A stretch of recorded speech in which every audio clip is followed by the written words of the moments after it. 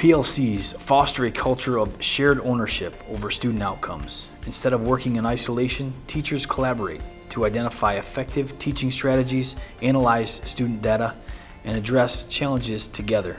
This team-oriented approach builds a strong foundation for professional growth, where educators learn from one another and refine their practices to meet the diverse needs of every student.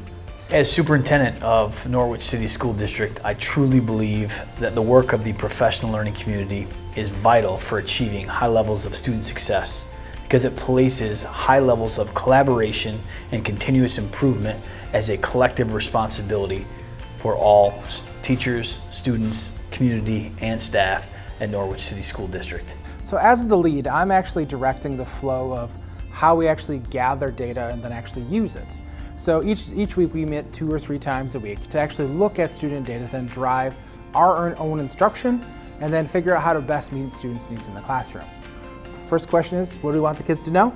We do that. The second thing we ask ourselves, how do we figure out if the kids actually know it after we teach it? So that's the thing we work on. Second, we did that the first 2 years. We wrote the blueprints, and we actually then together have decided to make small little pocket-sized assessments called CFA, so then I actually figure out what kids know. Then after that, we give them, and then look at the data, and then discuss it holistically as a group, and then talk about what teaching practices led to that, and then what better ones to actually work forward and compare and contrast amongst each other.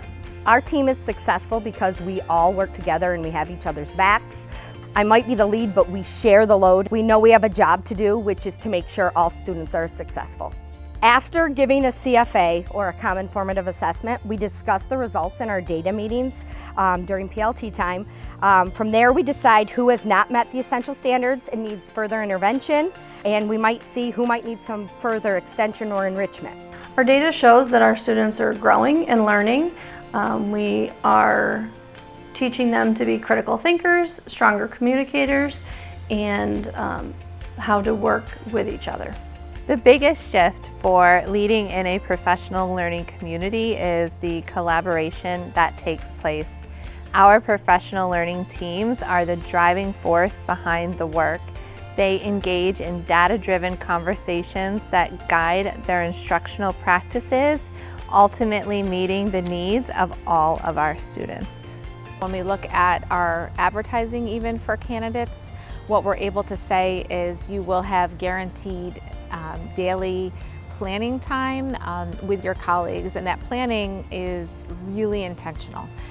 It is time where you are going to feel very supported and very collaborative around looking at student learning and assessment. So it's much deeper than collaboratively planning, say, a field trip, which can be a great experience for students, but really what we're looking at is creating conditions for staff to be able to come together and say, we know exactly what we're teaching and exactly what the student learning outcomes should be.